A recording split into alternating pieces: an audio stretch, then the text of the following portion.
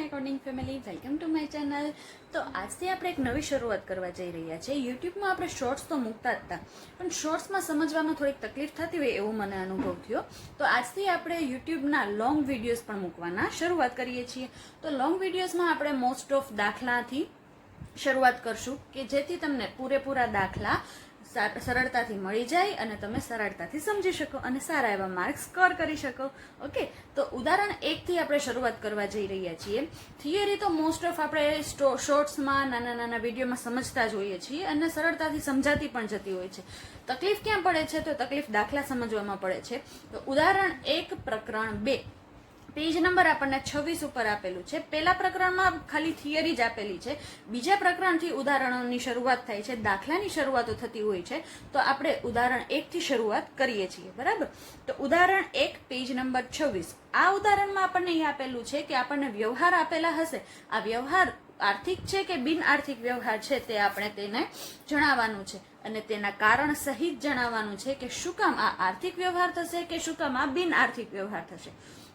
તો સૌથી પહેલા આપણે ફરીથી એક વખત સમજી લઈએ કે કોને આર્થિક કહેવાય, કોને બિન આર્થિક કહેવાય. જેનું નાણાંમાં મૂલ્ય આંકી શકાય તેમ હોય, જેની ફેરબદલી અદલા બદલીના સ્વરૂપમાં આપણને નાણાં પ્રાપ્ત થતા હોય કે આપણે નાણાં કોકને દેવાના પડતા હોય, તેને આર્થિક વ્યવહાર કહેવાશે, બરાબર? જેમ કે 10,000ના માલનું રમેશભાઈને વેચાણ કરી તો 10,000 છે એ નાણાંમાં માપ આપેલું છે, ફેરબદલી થઈ છે, અદલા બદલી થઈ છે, માલના બદલામાં આપણને રોકડ મળવાની છે, તેથી આ આર્થિક વ્યવહાર થશે. ત્યાર પછી આગથી માલ ચોરાઈ ગયો, તો આ માલ ચોરાઈ ગયો તે આપણી માટે નુકસાન તો ગણાશે, પણ કેટલો માલ ચોરાઈ ગયો તે જ્યાં સુધી ખબર ન પડે ત્યાં સુધી તે બિન આર્થિક વ્યવહાર ગણાય છે. તે ઉપરાંત આપણને કોઈ ઓર્ડરનું વચન મળે છે, તો જ્યાં સુધી ઓર્ડર મળી નથી જતો ત્યાં સુધી તે આર્થિક વ્યવહાર ગણાતો નથી. વચન જ મળેલું છે તેથી તે બિન આર્થિક વ્યવહાર ગણાય છે. આગમાં માલ નાશ પામે છે, તો કેટલો માલ નાશ પામ્યો એ ખબર પડે પછી આપણે તેને નુકસાન તરીકે નોંધ કરી શકીએ છીએ, પણ જ્યાં સુધી ખબર નથી પડતી ત્યાં સુધી તે બિન આર્થિક વ્યવહાર ગણાય છે. ટૂંકમાં કહું તો જ્યાં સુધી નાણાંમાં કોઈ વસ્તુનું આપણને મૂલ્ય ન મળી જાય ત્યાં સુધી તે આર્થિક વ્યવહાર ગણાતો નથી. આપણે ઉદાહરણ જોશું ત્યારે તમને વધારે ખબર પડશે કે કોને આર્થિક વ્યવહાર કહેવાય અને કોને બિન આર્થિક વ્યવહાર કહેવાય. હવે આર્થિક વ્યવહાર બિન આર્થિક વ્યવહાર સમજવું એ ખાસ જરૂરી છે, કારણ કે આ જ આપણો પાયો છે. પાયો જેટલો મજબૂત, ઇમારત એટલી જ સારી બને છે.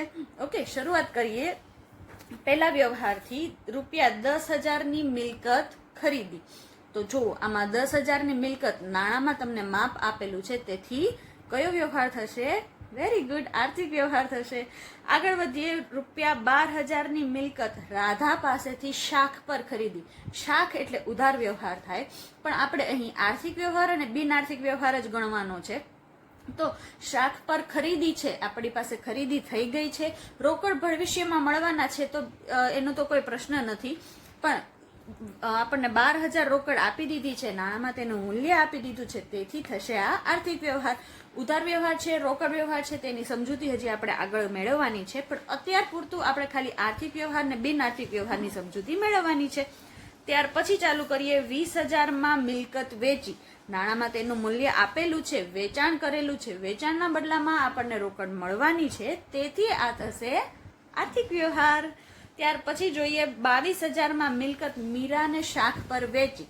શાખ પર વેચી છે, ઉધાર વેચાણ થયું છે, આપણને અત્યારે નહીં પણ ભવિષ્યમાં નાણાં તો મળવાના જ છે, તેથી આ થશે આર્થિક વ્યવહાર.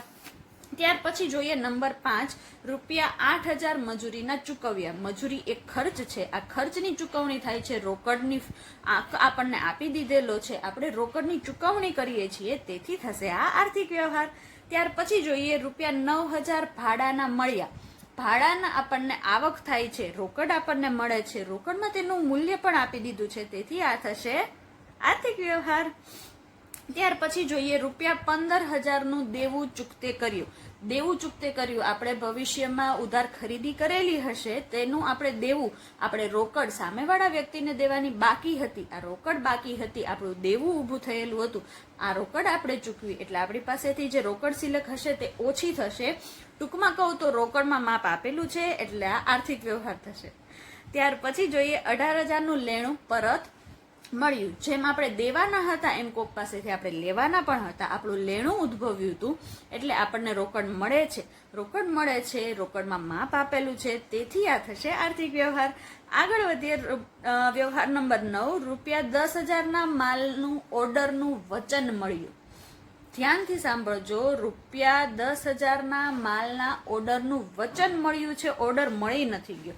જો ઓર્ડર મળી ગયો હોત આપણને તો એ આર્થિક વ્યવહાર થાત, પણ ખાલી વચન જ હજી મળ્યું છે. આપણને એમ કહેવામાં જ આવ્યું છે કે અમે તમને ઓર્ડર આપીશું, તેથી આ થશે બિન આર્થિક વ્યવહાર. જો આપણને ઓર્ડર મળી ગયો હોત તો આપણે તેને આર્થિક વ્યવહાર ગણત. ખાસ ધ્યાન રાખવાનું, વ્યવહાર એકવાર નહીં 2 વાર વાંચવાનો અને ધ્યાનથી સમજવાનું કે આ આર્થિક વ્યવહાર છે કે બિન આર્થિક વ્યવહાર છે. બરાબર. ત્યાર પછી એક મિલકત ખરીદવાનું આયોજન કર્યું. હવે જો આમાં પણ એમ જ આપેલું છે, મિલકત ખરીદવાનું માત્ર આયોજન કર્યું છે, માત્ર વિચાર કર્યો છે કે આપણે મિલકત ખરીદશું. મિલકત ખરીદી લીધી નથી. જો ખરીદી લીધી હોત તો આપણે ખરીદી તરીકે તેની નોંધ કરત, પણ હજી તો માત્ર આયોજન જ કરેલું છે, તેથી આ થશે બિન આર્થિક વ્યવહાર. આગળ વધીએ. છેલ્લો પોઈન્ટ આપણને આપેલો છે, છેલ્લો વ્યવહાર આપણને આપેલો છે, વેચાણ વધારવા સેલ્સમેનો સાથે ચર્ચા વિચારણા કરવા માટે મીટિંગ ગોઠવી. બરાબર.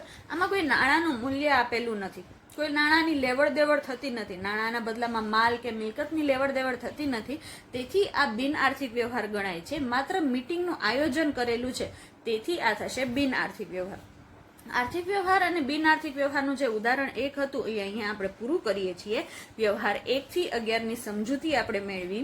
આઈ હોપ કે તમને સમજાઈ જ ગયું હશે. કાંઈ પણ ડાઉટ હોય તો તમે કોમેન્ટ કરીને જણાવી શકો છો. આપણે ડાઉટ સોલ્વ કરશું, કારણ કે અકાઉન્ટ્સ લવર માટે કાંઈ પણ પ્રોબ્લેમ થાય એ મને એક્સેપ્ટ નહીં થાય. તો આવી જ રીતે મારી ચેનલને સપોર્ટ કરતા રહેજો. લાઇક, શેર એન્ડ સબસ્ક્રાઇબ કરતા રહેજો. Thank you. Bye. Stay tune.